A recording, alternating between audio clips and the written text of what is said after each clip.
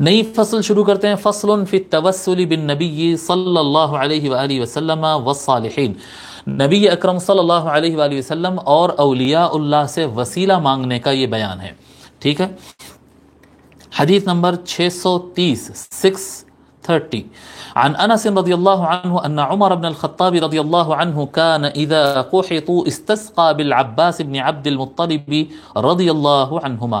حضرت انس بن مالک رضی اللہ تعالیٰ روایت فرماتے ہیں، کہتے ہیں کہ حضرت عمر رضی اللہ تعالیٰ، حضرت عمر بن خطاب رضی اللہ تعالیٰ عنہ کا یہ طریقہ تھا کہ اگر ان کے پاس پانی کی قلت ہو جاتی، جی پانی نہیں پڑتا، کیا بولتے اس کو، سوکھا پڑنا، جی ڈراؤٹ، جب ڈراؤٹ ہوتا ہے اور سوکھا پڑ جاتا ہے تو یعنی بارش نہیں ہوتی بارش کے موسم میں، تو وہ پانی مانگتے تھے حضرت عباس بن عبد المطلب رضی اللہ عنہ کے وسیلے سے. حضرت عباس بن عبد المطلب رضی اللہ عنہما. حضرت عباس کون ہیں؟ یہ حضرت عباس کون ہیں؟ حضور صلی اللہ علیہ وآلہ وسلم کے چھوٹے چچا، چھوٹے چچا. تو آقا علیہ وآلہ والسلام کا وصال ہو گیا. اب یہ زمانہ کس کی خلافت کا چل رہا؟ حضرت عمر رضی اللہ عنہ کا. تو جو نماز استسقاء ہوتا وہ خلیفہ وقت پڑھاتے تھے. جب نماز استسقاء کے لیے نماز پڑھتے تھے اس کے بعد دعا کرتے تھے تو وسیلے سے، اے اللہ عباس بن عبد المطلب کا وسیلہ تجھ کو ہم کو پانی عطا فرما. تو یہ الفاظ کہتے، فقال، وہ الفاظ اس طرح سے کہتے، اللہم انا کنا نتوسل الیک بنبینا فتسقینا. اے اللہ ہم تیری بارگاہ میں تیرے نبی کا وسیلہ لے کر ہم تجھ سے مانگتے تھے، پس تو ہم پر پانی برساتا تھا. وَإِنَّا نَتَوَسَّلُ إِلَيْكَ بِعَمِّ نَبِيِّنَا فَاسْقِنَا. اور اب ہم کیا کہتے ہیں، اور ہم تیری بارگاہ میں تیرے نبی کے چچا کا وسیلہ لے کر تجھ سے مانگتے ہیں، پس ہم کو بارش عطا فرما دے. قال فیسقون. حضرت انس رضی اللہ عنہ کہتے ہیں اس طرح سے وہ دعا کرتے تھے تو ان پر بارش ہو جاتی تھی.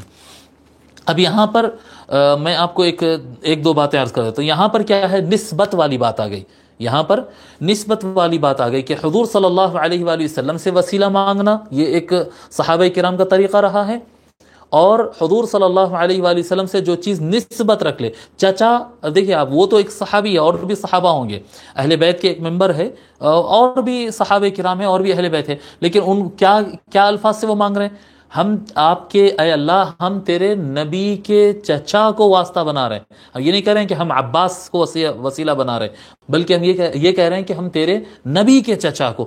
تو واسطہ نبی جہاں پر مل جائے، نبی سے نسبت رکھنے والی کوئی چیز ہو تو اس کا واسطہ اور وسیلہ لے کر دعا کرنا درست ثابت ہوتا ہے. دو چیزیں ہوتی ہے، یعنی اس کے اندر جو اس چیپٹر میں جو باتیں ہوں گی، دو باتیں ہوں گی. ایک کو کہتے ہیں استعانت اور دوسرے کو کہتے ہیں استغاثہ.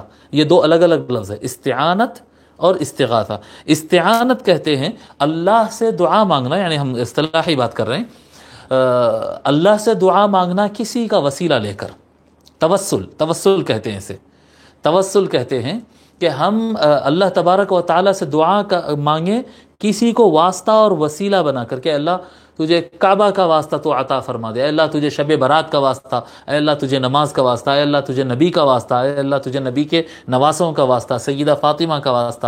تو یہ واسطہ اور وسیلہ، اولیاء اللہ، غوث اعظم کا واسطہ، غریب نواز کا واسطہ. تو واسطہ دے کر کہنا یہ ایک توسل ہو گیا. دوسرا ہوتا استغاثہ. استغاثہ میں کیا ہوتا ہے کہ براہ راست آپ ولی اللہ سے مدد مانگتے ہیں، ولی اللہ سے، اللہ کے رسول سے مدد مانگتے ہیں. یا رسول اللہ مدد فرمائیے، جی یہ المدد یا مولا علی، مشکل کشا، مولا علی مدد کہتے ہیں، یا پھر غوث اعظم مدد کہتے ہیں، سرکار غریب نواز کو پکارتے ہیں مدد کے لیے. تو یہ ایک ہوتا ہے استغاثہ اور ایک ہوتا ہے توسل.